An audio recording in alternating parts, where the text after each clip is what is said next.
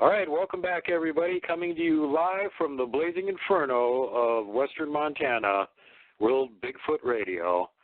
And I've been looking at the episodes I've been turning out here, and I went, oh, man, it's been like 10 episodes since I did something about the little people. I should really do a show about the little people again. And right about the time I was thinking about that, I just happened to wander across something that was posted by somebody who, lo and behold, has been researching the little people, specifically here in North America, but elsewhere as well. So we got that in common. We both spent a tremendous amount of time researching the things that we're interested in. And she writes a blog on this, The Curious Fortean, I believe, and she'll correct me in a second. That isn't it.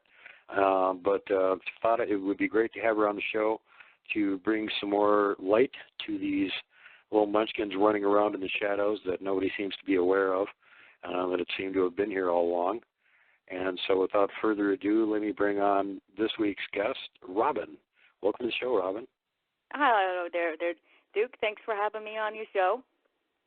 Very welcome. Glad to have you here. There's not like a whole ton of people out there that want to stand up and say anything about the little people, partially because they don't know anything about it.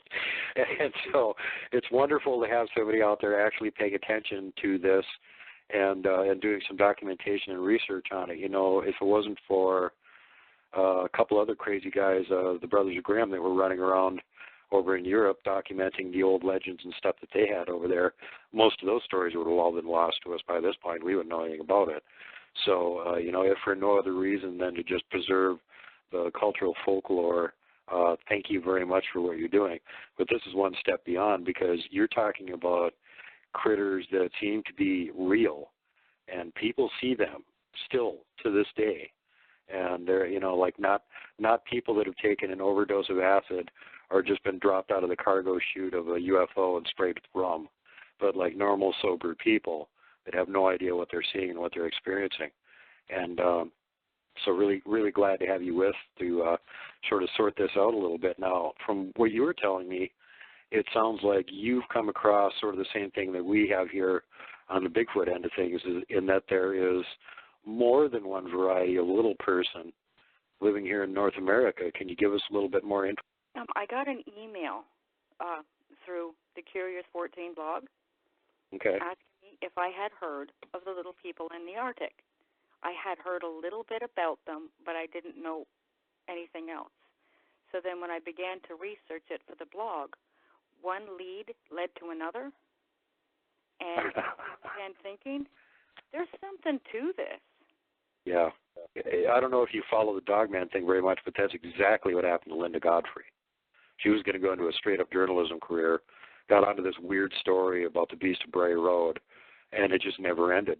As soon as, you know, people heard the first story, they were sending her more stories and contacting her and telling her what happened to them, and it you know, and it was like a completely unintended career that you just accidentally jumped into. That's exactly how this has happened. Exactly. And I enjoy this very, very much because I get to learn about my brother and sister's cultures in Canada and America, as well as researching them. Now, in the cryptid world, we call these little people proto-pygmies. Mm-hmm.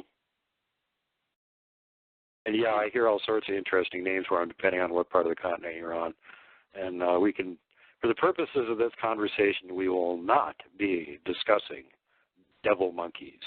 They do not fall into the classification of little people. And the mini squatch that they have up in Alaska and they call apple snitches over in Pennsylvania, I'm guessing probably are one of the varieties of little people. They look like humans, but they're furry and like 3 feet tall. Oh, they are, and they're very mischievous. Yeah, and that always seems to go along with the legends on them. Can you tell us a little bit more about those guys coming right out of the gate here? Okay, the hairy little people are completely hairy, even their face is covered. And they go to 3 or 4 feet tall. There are an exception that some of them can be 5, but that's very rare, or somebody can't tell their height. Or it's a young squatch and they misjudged what it was. The other thing is that it could be a baby squatch, but I doubt a Bigfoot mama would let her baby get very far without her being around somewhere to watch it. Sorry. Yeah, again, you know, if you're talking about 5, then 5 foot, they're not toddler stage anymore. They're, you know, adolescents, so they could get a little bit further from mama, and they would definitely be dumb enough to let a human see them because they're just not that swift yet. So that could be what some of these things are. But again, they're built differently. The ones you're talking about are built straight up just like humans are, except they're covered with fur even on their face. And even at a younger age, Sasquatch is built a little bit different than a human, as they don't seem like they have much of a neck because they've got the short neck and the hunched posture. Their arms seem like they're overlong, et cetera, et cetera. So even if you're looking at something that's like 4 or 5 feet tall, if you really know your stuff, you could tell, you know, if it was a squatchlet or if you were actually looking at an apple snitch. Yeah, and a Bigfoot is a lot more broad across the shoulders. Yeah, even at a younger age, there's, you know, some of the younger ones, and in some parts of the country, they can be fairly skinny, so that doesn't always hold true. But in general, they've got wide shoulders, and it just gets more and more pronounced as they get bigger. So that's another way. If it's really thin, super thin build, it may not be a squatchlet. You might be looking at one of the little apple snitches. Right. And a lot of these hairy little ones, I get reports that they're not very nice. They are quite mischievous. Now, the Ojibwe call their little hairy person a Mimi Kwesi. And they enjoy playing drums and crafting things like baskets and arrows. And they swim. They swim quite well. Now, they might be the little apple snitchers, because it sounds like something that they would do. Mm-hmm. Not harmless, just apple snitchers. And these are there any sightings or reports of apple snitches using tools, you know, like having bow and arrow or wearing shoes or anything like that that gives any sort of an indication that they actually use any kind of even primitive technology? Well, we know they don't wear clothes. Right. They've never been seen with any clothes. But they may use tools at home, maybe rocks and such. Now, we know some smaller apes do that with rocks. Right. But at this point, what I'm saying is from eyewitness accounts, we don't have any firsthand eyewitness accounts of them using anything more advanced than a rock or something, Stone Age stuff. Exactly. They use very primitive tools. But these little hairy guys haven't been seen doing that. Mm-hmm. Whereas some of these other little people, like the witness that I had on Goblins of the Wild West, you know, 3-4 generations of encounters with these little guys around the area where she lived and with her relatives and her, they still to this day are dressing like Native Americans. They got the buckskins and they've got their hairs braided, and, you know, the whole thing. They've got that same tech level that the local natives had at the time the white man showed up, apparently, which seems like a gigantic leap away from what the apple snitch mini squatch type guys have. Yeah, that would be the little people of Pryor Mountain. Right, yeah, or the Puckwudgies, the Namirgar. Oh yeah, Puckwudgies aren't good at all. Well, that's sort of the same reputation they got out here. They've got a really, really bad reputation, and in general, most of the natives I've talked to that are willing to say anything about it will say it's kind of along the same lines as like Dogman or evil, malevolent spirits or something like that. If you talk about it, especially if you say its proper name, it invokes its attention, and they'll be drawn to you, so they don't want to talk about these things without doing it obliquely or using a different name or something like that for it, because they think there's a supernatural connotation to them. And, that seems to have, just in the natives, the Shoshone and the Crow and the ones around here are way more afraid of the little people than they are of Bigfoot. If you see Bigfoot tracks, maybe you should leave the area. If you see little person tracks, run the opposite direction, sort of attitude, And you're going like, what's the deal here? You're seeing a 19-inch track, you're not that disturbed. You see one 3 inches long, you drop a load in your pants, and you're running for the hills, There's something behind this. There's a reason that they're afraid of these guys. And, when you start really getting in depth about some of the legends they've got about them, it's like, my God, no wonder they're scared of them. They have a freakishly fast speed, almost cartoonish. They have ridiculously, unproportional strength, supernatural level strength for a critter that's, 18 inches, 2 feet, 2.5 feet tall, can throw the head of a dead elk over its shoulder and drag the corpse away. Well, my God, nothing that size should be able to be that strong. So again, that points towards supernatural. And then some of the other legends and stuff that they've got about them, and not to say that they're always negative and that you can't have positive interactions with them. Some people did. But in general, they don't trust or like humans, and they eat meat. They have like shark-like teeth, and they use poison weapons. So all of these are many good reasons to stay away from them. Exactly. And a few of the things that you just mentioned, it's something that they all have in common. Every one of them. Mm-hmm. They are very strong, and they are like super fast. Yeah, that's really disturbing. I mean, the one person that they were talking about their encounter, they thought it was like a cat running through the low grass across the yard at ridiculous speed. Just, like it was going so fast it was just a blur. And then it just froze in place, and it was looking at him, and it was a Puckwudgie. And she's lucky she didn't get hurt. Puckwudgies. Yeah. This is an old gentleman that was living out in the Bighorn Mountains, and I ended up making friends with that particular one by bribing it with a can of peaches, which it immediately gobbled the entire can full and smiled and then left again. He loves sweets. Yeah, apparently that made friends with him because he brought back another pal, apparently like the next year or something, and tried to get more peaches from him. And his buddy couldn't wait for him to open up the second can and grabbed a can of something else that was open there that wasn't very edible and tried to gobble that down. And it didn't kind of work out very well. So they left. And anyway, anybody who wants to hear that story can go back to Goblins of the Wild West, episode 13. Check that out. But so here now is another example. We've got the little mini squatch, the little apple snitches. There's reports of them all the way from Pennsylvania to Alaska. And again, the Puckwudgies, there seem to be, whether they're being called a different name by each individual tribe, that seems to be a distinct another variety of these little guys that are kind of spread all over the place on the continent. Yes, there are. The second type, besides the hairy little people, are the troll-like ones. And, of course, that's the ones that are like the Puckwudgies. They're often described no taller than 3 feet tall, large eyes, big nose, darkish color to medium color, and they have a pot belly. I got a story about a woman in New England with her dog, and they were walking in the woods, and her dog ran ahead. And she heard it yip, and, of course, she hurried to see what had happened. And here's her dog laying on the ground. Unfortunately, it was deceased.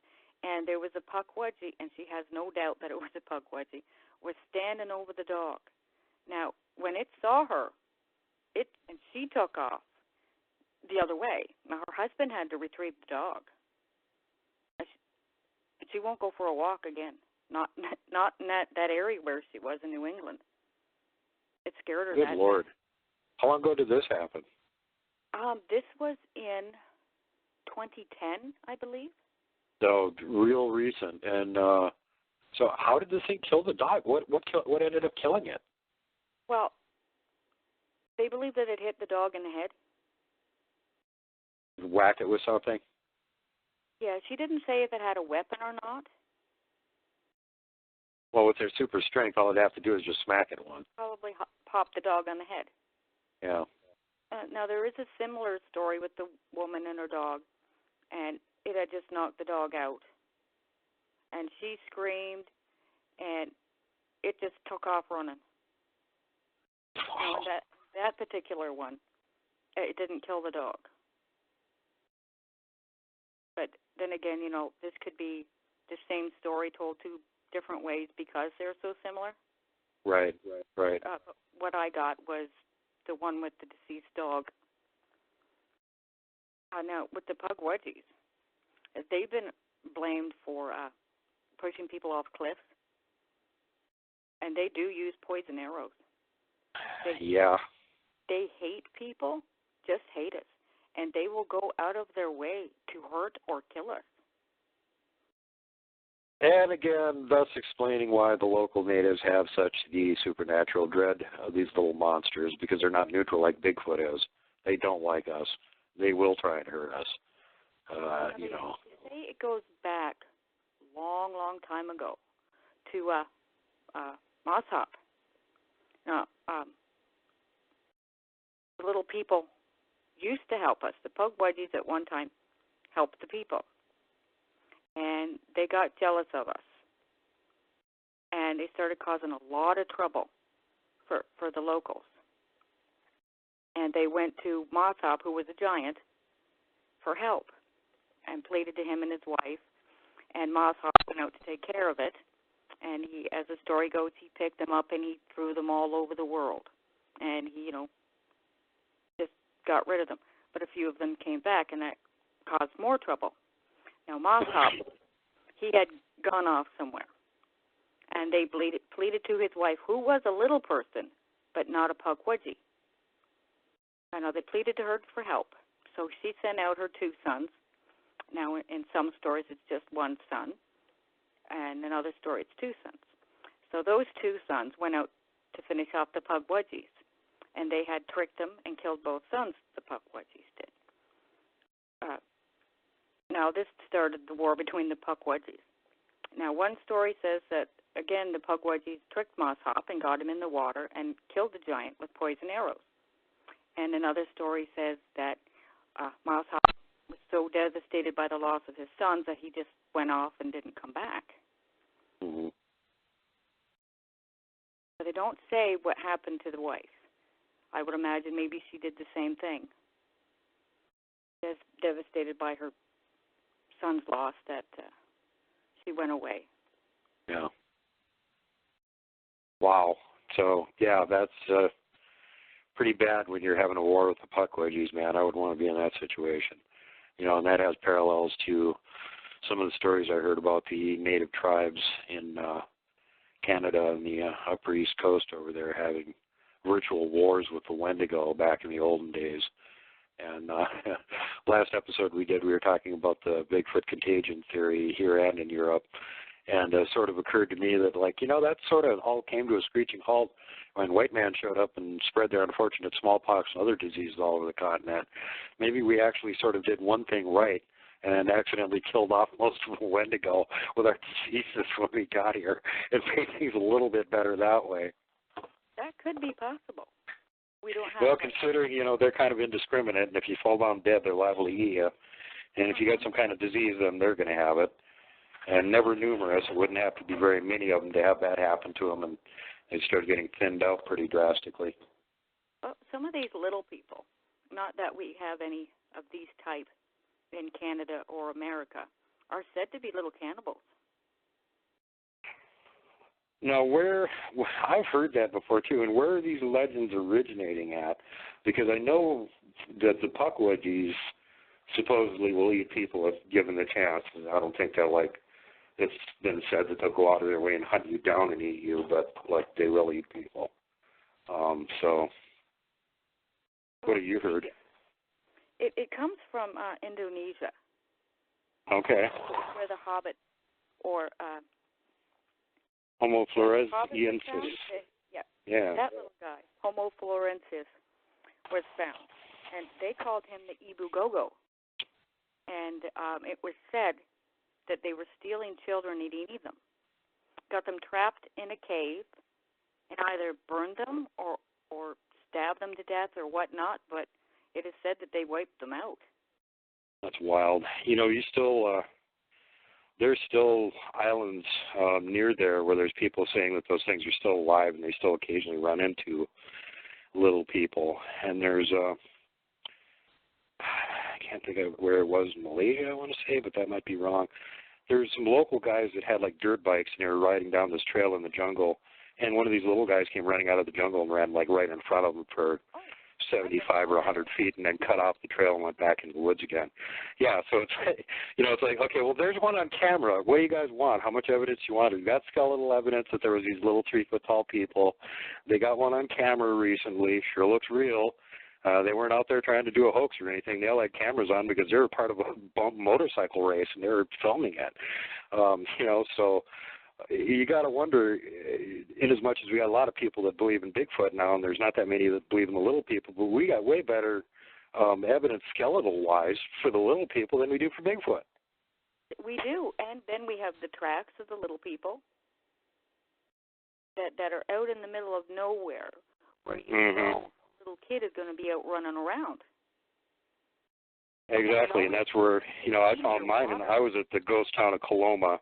I had gone down an abandoned ramp along that was actually built right onto a cliffside, or apparently they could get down to a lower level in the mine or something without having to go through it.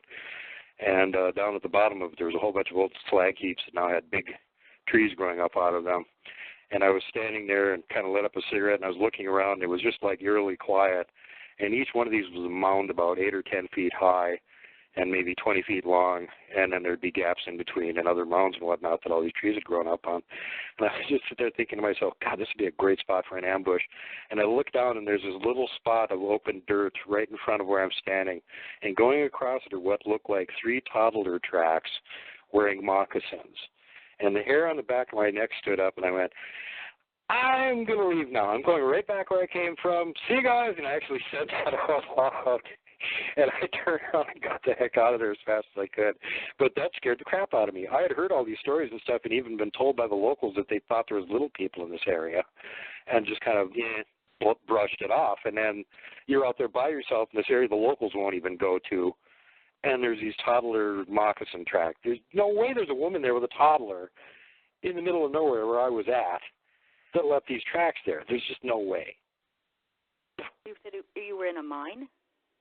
No, there's an abandoned ghost town on top of a collapsed mine on top of a mountain that's shunned by all the locals that are terrified of it, not only because it's haunted, but because the little people live there.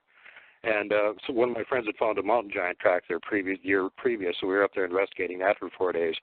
And I had actually walked down the one side of the mountain is virtually a cliff, facing where the mine and the abandoned ghost town on top of it are. And they had made a ramp down it when they had the Mine Act of about 100 years previously. It was also overgrown, and you couldn't drive anything down it. You would have to walk down it, which I did, and carefully. And when I got down to the bottom of that was where all these slag heaps were at the base of this cliff, several hundred feet further down. So, what's the chance there's a woman with a toddler down there? Exactly. None. Nobody's going to go there. The locals won't even go there. They'll ride their ATVs around in there during the day because there's a trail system that goes through it. But within half an hour of dark, they're gone. And every night we were there, we had some of them that were going through there shortly before dark, giving us the looks like, rest in peace, you poor, miserable, crazy bastards. And, they noticed that the car's license plate said Squatch 1 on it. So I think they figured out what we were up there for and probably figured that, we weren't too worried. But, yeah, it was creepy. We had ghost phenomenon and everything while we were up there, so definitely a spooky place. Not sure you want to go back to that one again. There are many stories that say these little people are drawn to areas like that. Mm-hmm. Where paranormal things happen, but it makes sense. No people go there. Yeah. So. And the other thing is that this area had always been like that. There's a really odd rock formation right next to it on top of this mountain, and that's where the local native tribe had sky burials previous to the miners coming into the area going, oh, look, there's gold right here next to the Indian burial ground. We'll just build a town there because we don't care about karma. And then the bunch of weird things happened in the town apparently, and at some point the local rumor is that the railroads all having been built and the Chinese laborers having no work that wanted to stay locally all went to work in the mines. The mine was getting to the point where it was almost played out, and they only paid the employees about every 2 weeks, so they waited until it was almost the end of the pay period and just collapsed the mine on all of them instead of paying them. So if you put all of these things together, it's definitely a scary, scary place, and that's why the local won't go there. You could have saw some Tommyknocker tracks. Well, yeah, I mean, and that's another thing. There's literally thousands of abandoned mines in this part of the state where these things could take up residence without even having to lift a finger to do any digging.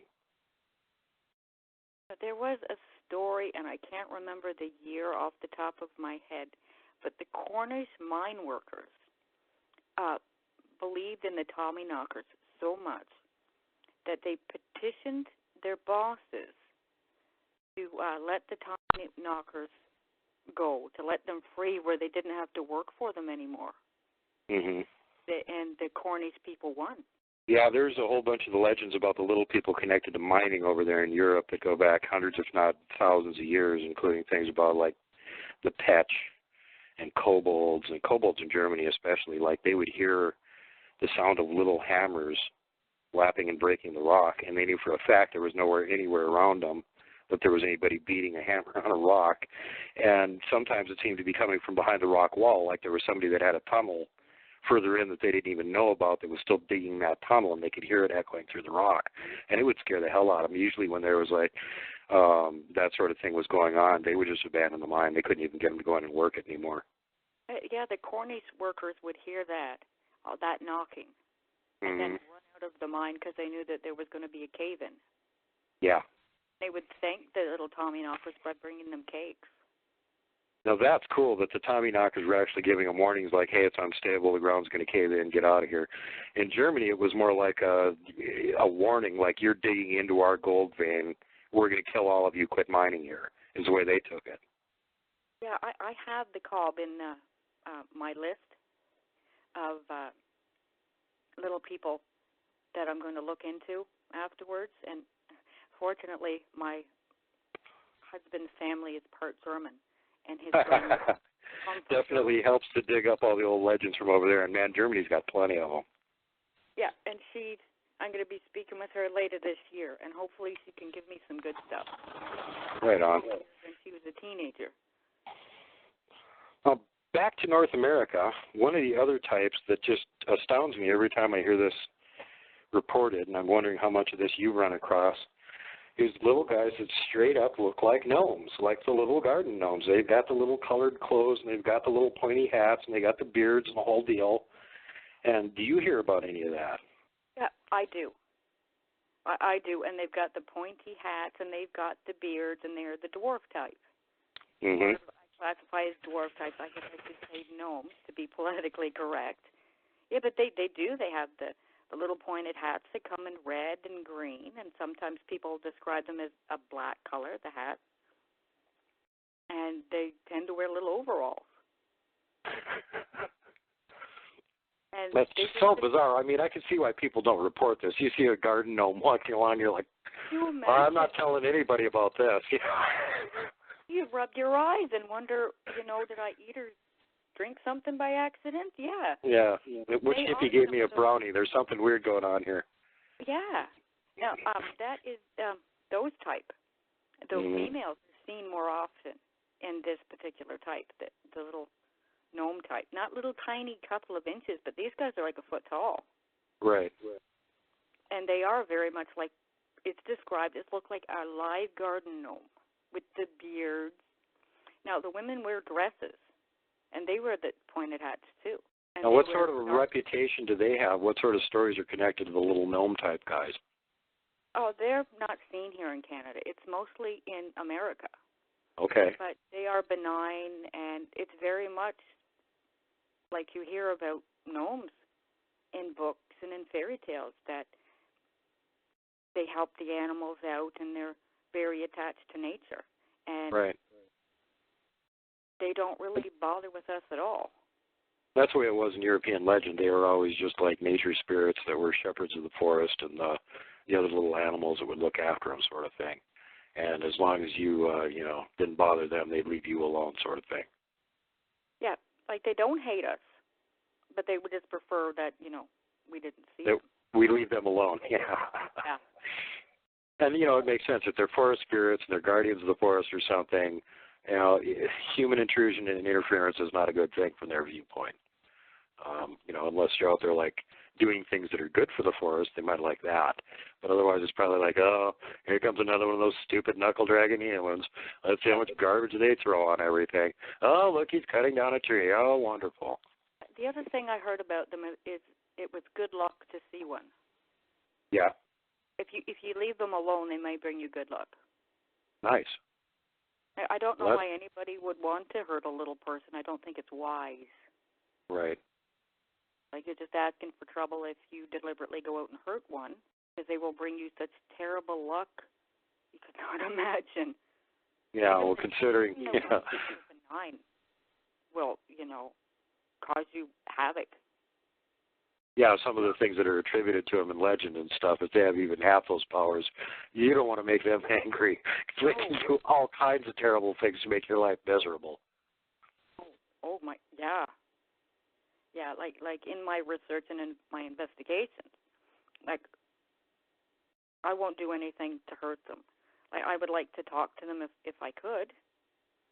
The one I saw when I was 8, he didn't seem particularly fond of people at all.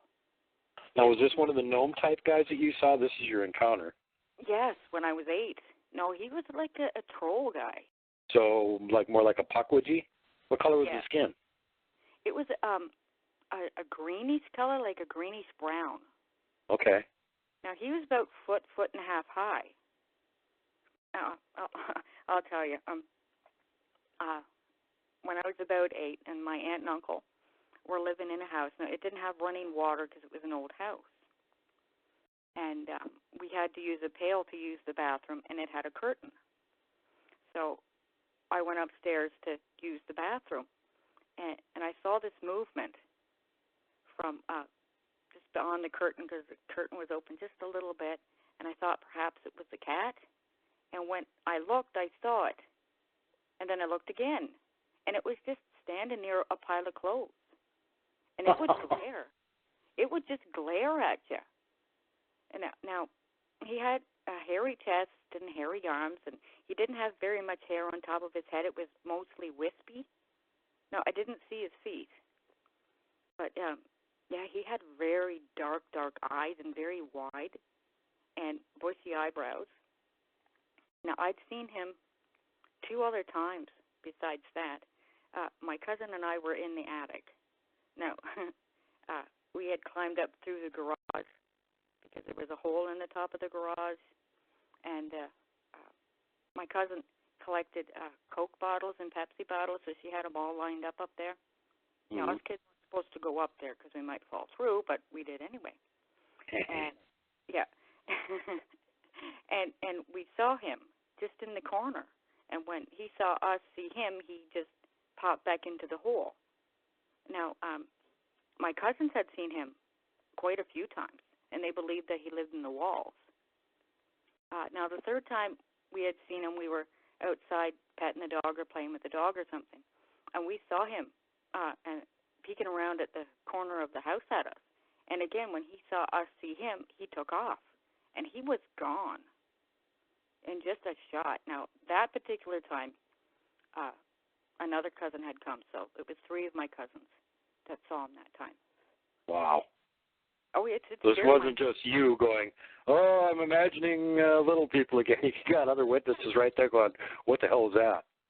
Yeah. Like 2 of my cousins, a brother and a sister, saw him quite frequently.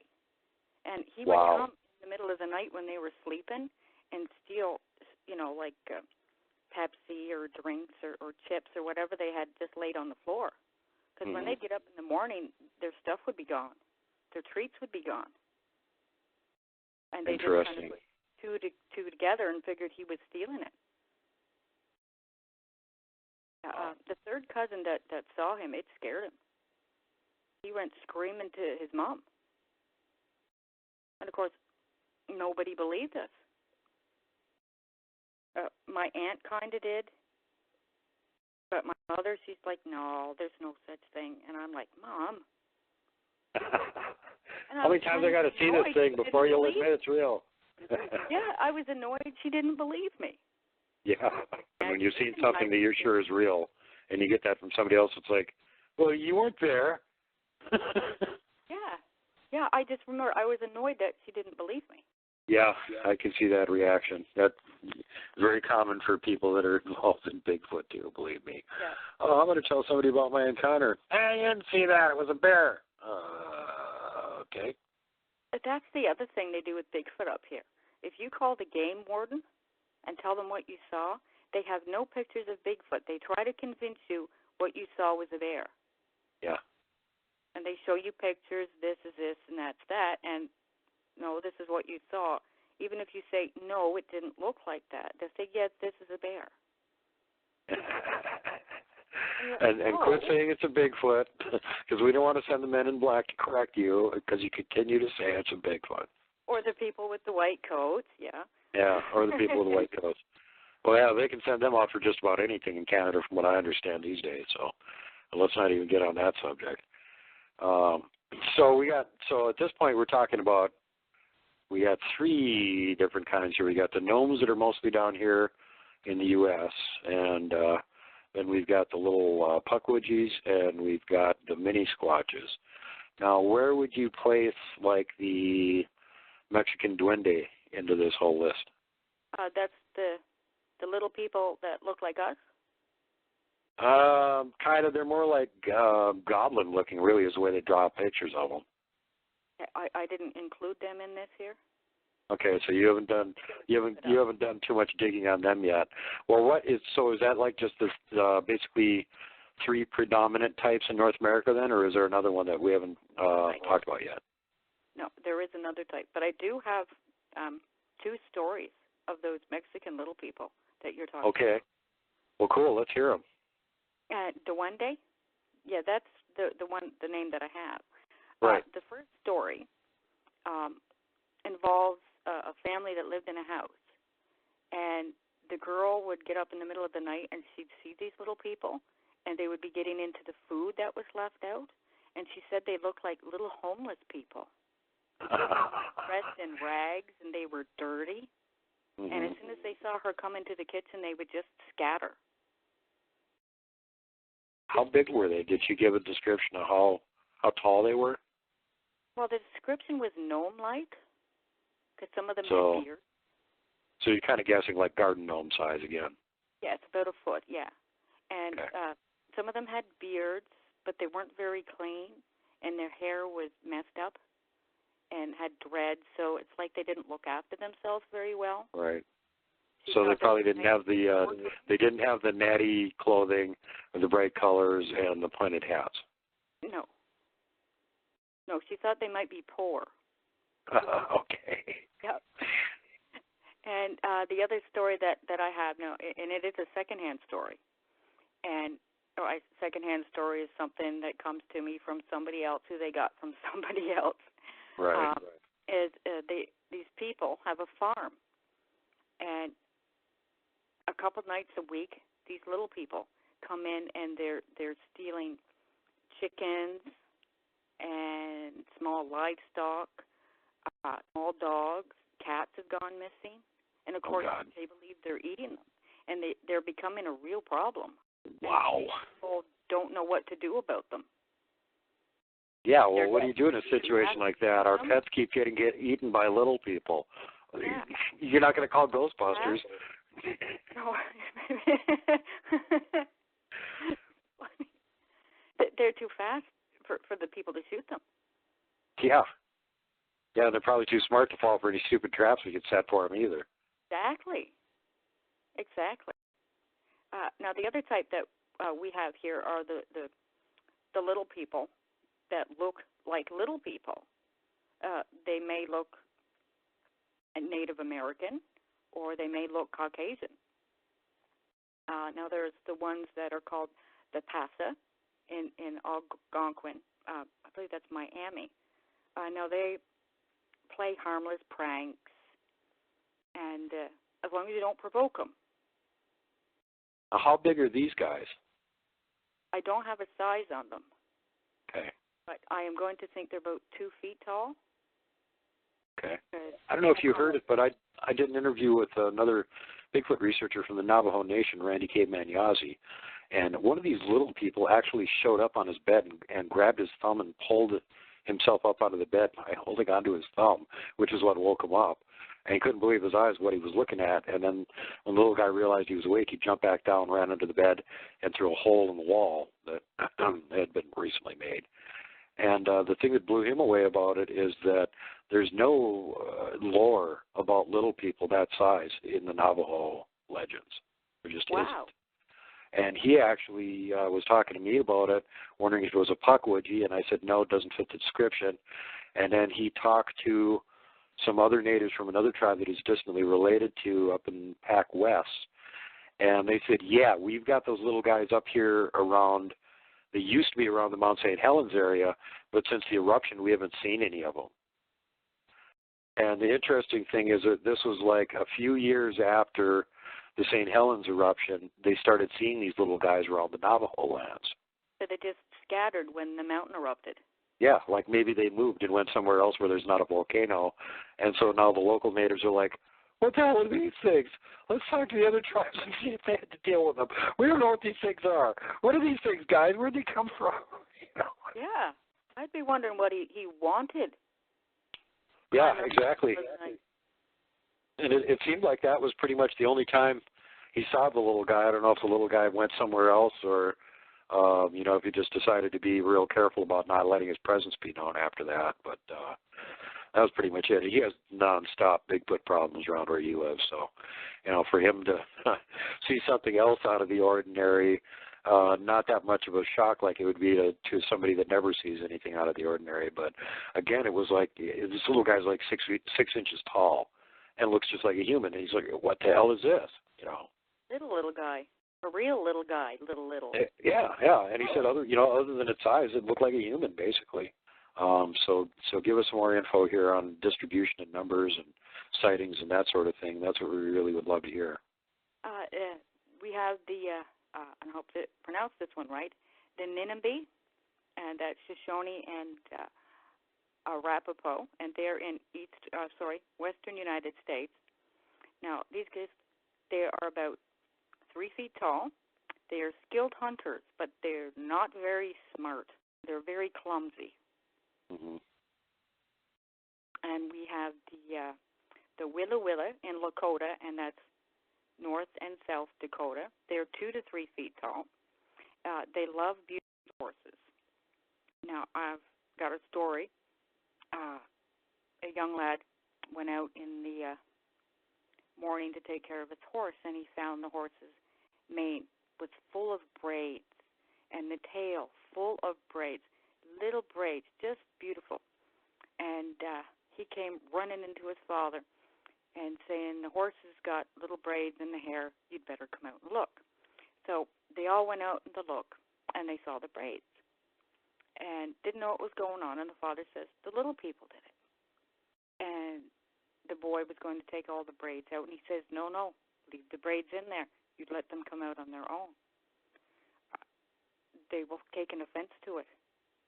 Yeah. Might kill them. You did all that work, and you took them apart again. They get mad at you.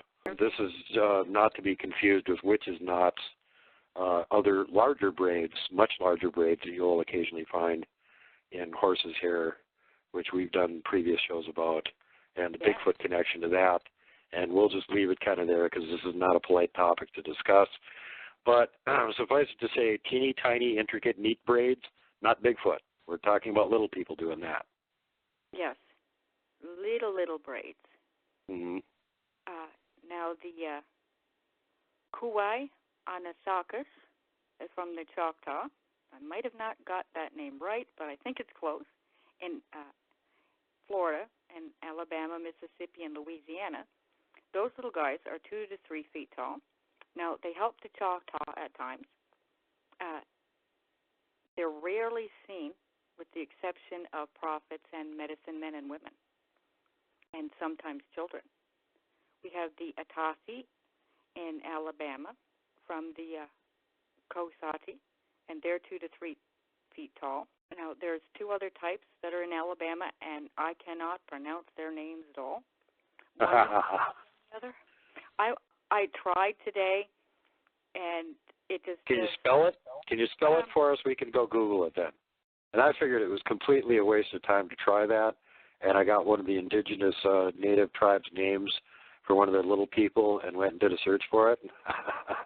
No, there is information. There's even Google images on some of this. It's, they're artist renderings, but there's stuff out there. So you can go do research, go find it. The little people in the Arctic, I couldn't pronounce their names at first, but I'm getting better.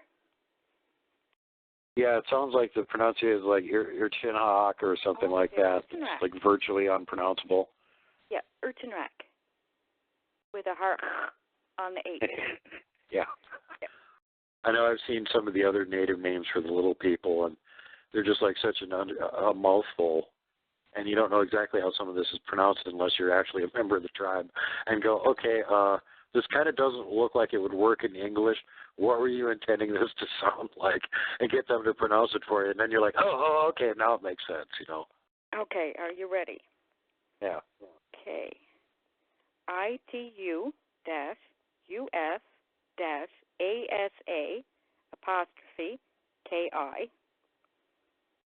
That's one.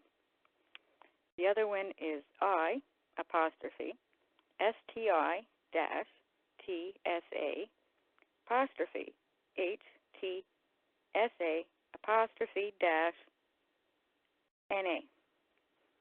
Yeah, I mean, so to me that sounds like a line of computer code, not a name. But, apparently they have some way to pronounce it, so that's cool. But, here it is again. They got names for all these little guys. So have you gotten to the point yet where you're taking these individual names and descriptions from certain areas and going, okay, this sounds like a Puckwudgie, lump them into that pile. Oh, this sounds like a gnome, lump them into that pile, and sort of going around sort of like trying to categorize at this point yet? Well, I have them categorized in the hairy little people, the troll people, the little people that look like us, and the gnome people. Okay. So you do have slots for, like if I gave you a name from little people from some tribe, you would have, okay, that's one of these type little people. Yes. Okay, cool. Well, that's very handy to know. You should write a book on this. That's what my husband told me. Well, it's needful information. Nobody else is out there doing the damn research. You get somebody out there to do the research, why not put the information out? It would be done in volumes. First, I would start in Canada and in America and work my way over. Because so far, and we've only covered a few, in Canada and America, I have found 19 different types of proto-pygmies. Wow. 14 in America, 5 in Canada so far, and my work is ongoing. I know there's more. 3 in Mexico, 2 in Australia, 3 in Africa, 1 in Philippines, 1 in Greece, 2 in Germany, 50 in Europe, of course, and 5 in Asia. And, of course, there's the Minihoni in Hawaii. The Aztecs even had a name for these little people, and they called them Chinqua. So it goes that far back. I know First Nations and Native Americans say that they have always been here. They have been here when we arrived. Yeah, that wouldn't surprise me. I don't think they were like riding around on the Mayflower coming over here with Columbus or anything. Go ahead. Yeah, well, if that's how the natives even got here, because they might have been here before that too. We don't know. Yeah. It starts to look like they were back here before, like, 2 glaciation epochs ago at least. Yeah. But you mentioned 2 types of little people in Australia, which, of course, I'm interested in. And I've had guests on from Australia before. And I know that they have a mini squatch over there that they call a Jungidi. What else do they have? I can't pronounce the name, but I'm getting it. I have a very close friend that lives in Tasmania, and he's going to find out for me. Okay, well, Tasmania, that's not Australia. That's He a works separate in island. Australia. Yeah. And it could be just another alternate name for the same critter, because I know for a fact there's like close to a dozen different regional variation names on what they call the Jungidi. So It could be just that. But it'd be interesting if there's more than one actual type of little person, because the way the Jungidi is described, it's like the mini squash. It's like the apple snitches here in North America, same sort of thing. Looks like a person, covered with fur, including or hair, including the face, and no signs of them having any kind of technology or tools or clothing or anything like that. So real interesting sort of thing. It's like, well, here you're on the other side of the dang planet, and you've got these sort of legends and people still seeing these things that sound identical to what people over here are seeing. What's going on? Yeah, and they all have the same similarities. Mm-hmm. The tallest being no more than 3 feet or a little bit. They Mm-hmm. have large eyes. They're strong, very fast. They all live underground. And with the exception of a few, they all wear natural fibers or animal skin. Yeah. And that's the last show you were on. He brought up a very interesting point and this is something that applies to giants and some of the other cryptids too. They're always said to live underground. And it could be that these are just, like relic hominids, various types that are left over from before the last cataclysm. The ones that survived it are the ones that moved underground. And after that, they kind of went, the surface is kind of dangerous. We'll just keep living underground and come up when we have to. That is a very good theory, too.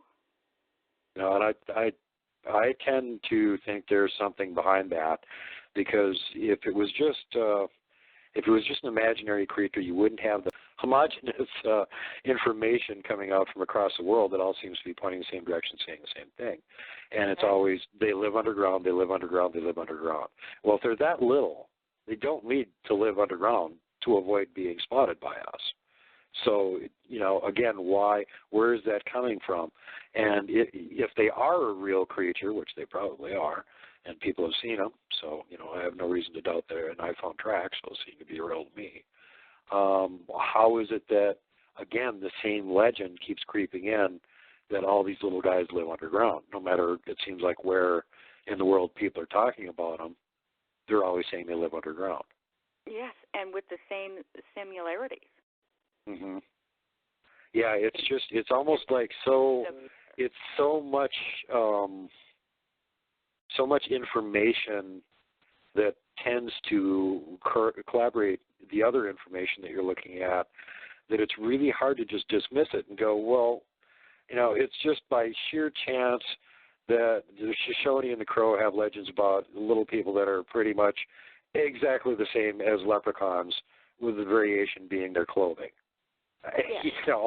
It's like they're the same size, they live the same way, they've got the same nasty attitude, like right down the line, and you're going, well, how did they get the same weird legend over here? They obviously had no contact whatsoever. They were telling these stories over here before the white man ever showed up. Yes. What's the better explanation for this? They made it up independently, or there's actually something behind it. These are the exact reasons that got me researching and investigating it even more. Mm-hmm. And it is like I said, there is something to this. I mean, we have the tracks, which we get Bigfoot tracks. Yep. And we get Homo florensis, the Hobbit. Now that's some serious proof.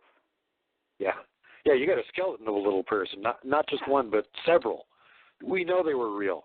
At some point, they definitely lived on Earth. Are they still around? Well, considering that they're real and they lived here pretty recently, I'd pretty much lay money on it. And Homo, the Hobbit, Homo florensis, was just a little over 3 feet tall. Mm-hmm. which is the same size as most of the little people that we see, or proto-pygmies. Yep. And go one step further, if I had to guess and say, okay, take the skeleton of the Hobbit, which one of the little proto-pygmies are we talking about?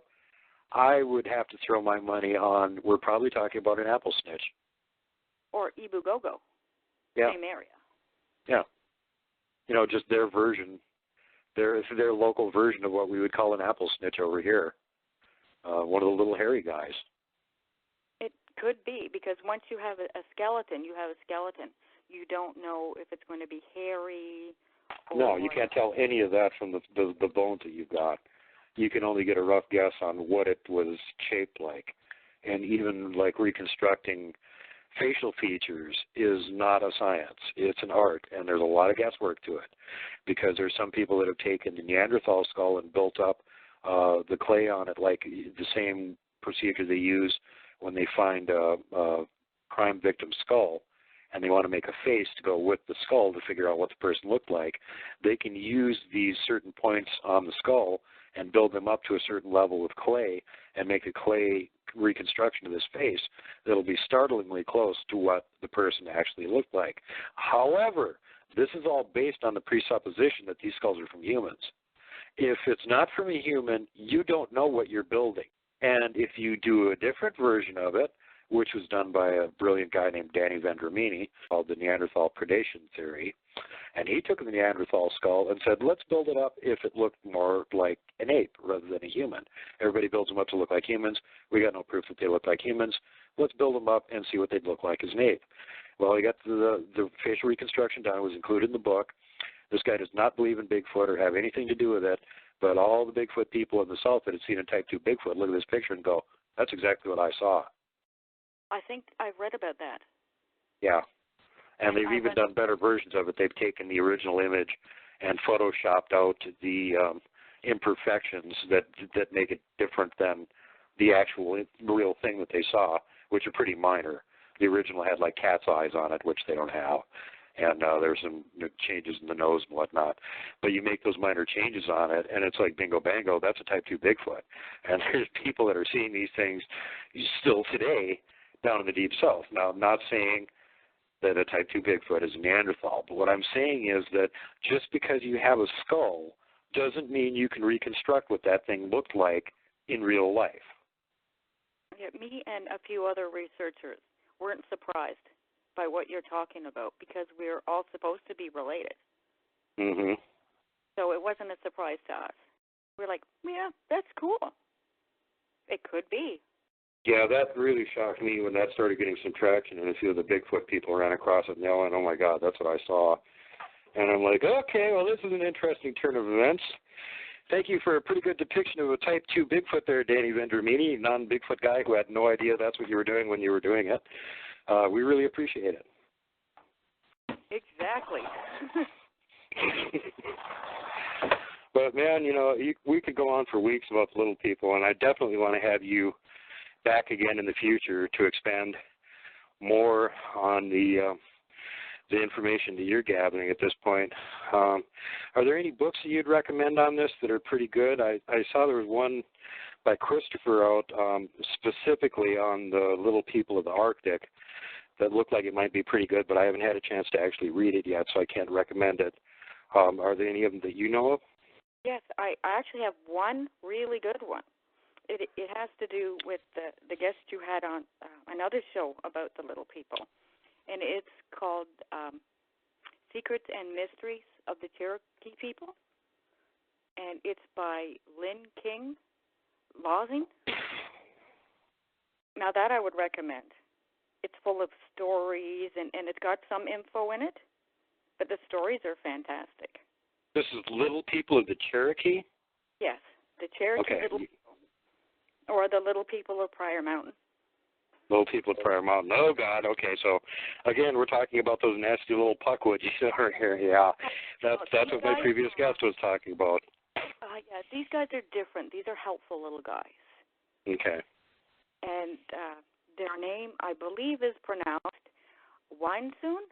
I will double check on that 1 second. Another tongue twister.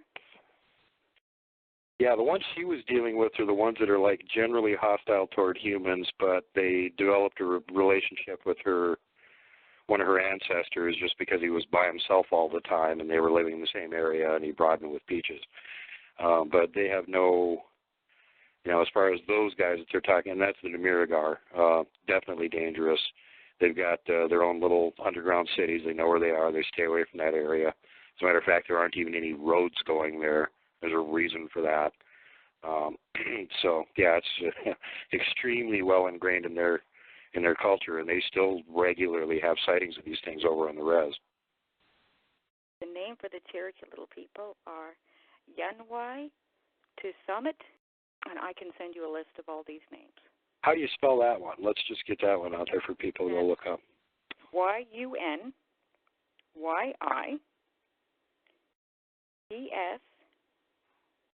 YUNYIESUNSDI. Wow, it's like every time they come up with a name for the little people, they got to make up something unpronounceable so somebody else can't accidentally get their attention by saying the name, right? Shall I leave everybody with a couple of stories that I have? Oh, please do. In Marshall, Alaska, in 2008. And this has to do with the urchin racks. And there are 4 subspecies of them. And again, I'm not even going to even try to pronounce them. A man was out hunting for birds on a snowmobile 3 hours from town. And he just happened to come across the little boy in the middle of nowhere. As I said, this is 3 hours from town. And this happened to be a spot where big brown bears or grizzly bears visit quite often. Mm-hmm. He knew the little boy from his village. So he went over to talk to him. And the little boy was scared, confused, didn't know where he was, how he got there, didn't even know what happened. So the man took him back to his village.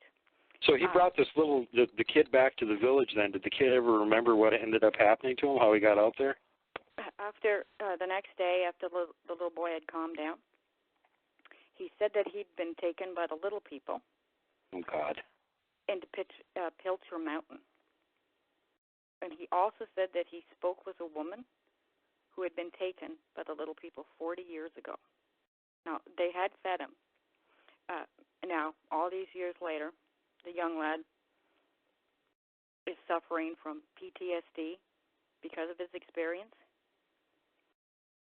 Now, I'm going to be put in touch with him in the next month at least to see if I can get some more information, if he'll actually talk about it.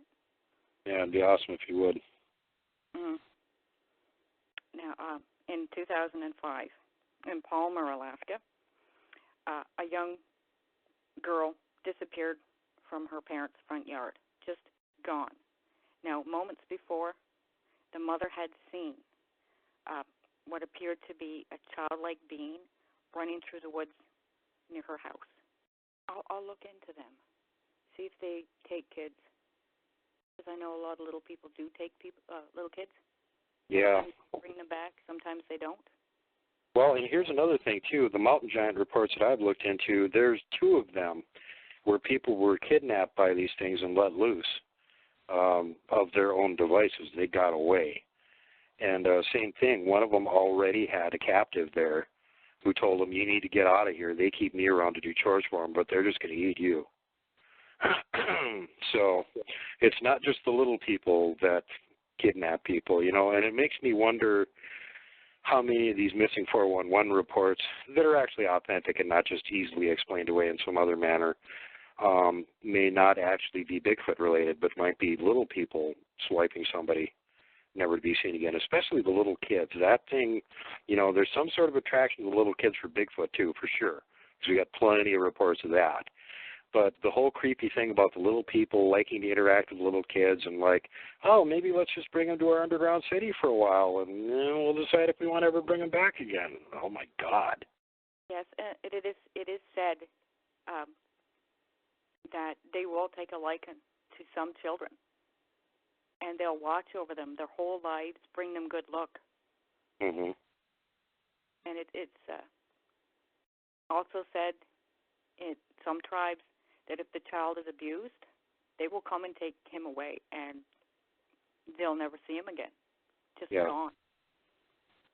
And that's the other thing that I've heard from some of their legends, too, that if you, and this is especially prevalent in Europe, with the fairy mounds and that sort of stuff over there, if you accept an invitation from the little people to go visit their underground dwelling, you will probably never come back again. That's true. Yeah, there are a lot of similarities between the little people in Europe and the little people over here. I know, isn't that just creepy as hell? That just creeps me out every time. It's like, you know, if these things are just imaginary, there shouldn't be all these similarities over and over and over and over again. Yes. These cultures were not connected. They were not sharing information. How did they come up with the same critters? Exactly. So, yeah, that's, you know, part of the mystery with Bigfoot, too. You know, it's just like this thing is all over the place. And in some places, I know researchers in certain areas where it's like they are definitely being messed with by the powers that be. Why are they covering this up? And it's not just in the U.S., it's all over the place. Yeah, and I also know that little people and Bigfoot hang out in the same territories. Mm-hmm. Over this past summer, there have been 3 little people sightings in Alabama. The last one is a possible sighting. He's not quite sure. But they're by Bigfoot researchers. I don't know if you saw it, but Colorado Bigfooter there that gets the tree structures and stuff up around 10,000 feet all the time. He found an area with just tiny stuff in it, and he went, I think the little people are living here in the same Bigfoot area because look at the size of these structures and stuff, and this whole area is different, and it's weird, and I'm getting out of here, that sort of thing. There have been tools found in Alaska, in England, little arrowheads in Kentucky, and people write this off as all their kids' toys. Who makes arrows for little kids with stone arrowheads? Yeah. Yeah, and I've done some research into that, and in fact, I talked to the natives about that, and some of the tribes, like the Navajo, for instance, would make teeny tiny, itty-bitty arrowheads, and they would use them on bamboo shafts. Now, you can't put much pressure on a bamboo shaft, it'll snap. On the other hand, if you've got a teeny tiny head on it, you don't have to put that much pressure on it to make it penetrate the target, and that was the whole idea behind it. But the question here comes in, which came first, the chicken or the egg? Did they find some of these, you know, arrow points and went, oh, here's kind of a neat, did they see little people using them and went, hell, they can kill something big with these teeny little arrow points, we should try that? Yeah, and the other thing is, of course, in England, they didn't have indigenous people to have arrowheads. Yeah, so where were they coming from? Exactly. Yeah. The last sighting I had took place just a couple days ago. Awesome. In Alaska again, September 4th, 2017, at 3 a.m., so in early morning, late night, we saw a 1-foot-tall little person while she was out getting water. He was wearing sealskin clothes, and she's quite definite about what she saw. Wow. Yeah, and I just got this sighting today. Man. Well, don't forget to follow up on some of these. You know, getting a first-hand account is just like gold when you can get it. Exactly. Now, I get more reports from Alaska because of the blog that I wrote about the urchin racks. So now everybody's contacting you. We got little people reports over here. And the more I get, the better. I have an email address that people can contact me at. And if you don't want me to use your name, they don't have to. Go ahead, tell us what the address is so they can get a hold of you. So it's Robyn Moonshadow at, I'll try that again. Robyn Moonshadow, TCF@gmail.com. There you go. You can get a hold of Robyn. You can give her all your little people accounts, and you got somebody that's going to actually be compiling this information, putting it together, and it's so way past time for this to be happening. We need more people out there doing research on the little people. And I just think it's spectacular you're doing it. I'm so, so glad that I managed to get a hold of you, and really thankful that you're willing to come on the show and talk about this a little bit, and really, really appreciate it. And I really hope that you'd be willing to come back again at some point in the future and share some more of the encounter stories that you're getting and more of what you found out with your research with us. I would love to. Thank you. Well, you're very, very welcome to come back and do so, and I'm sure the listeners would enjoy that too. There's just not that much out there on the little guys, and we need, like I said, more people that are interested in looking into this and connecting the dots in between these little pieces of information and trying to make a picture out of it that we can look at and figure out kind of what the heck is going on here.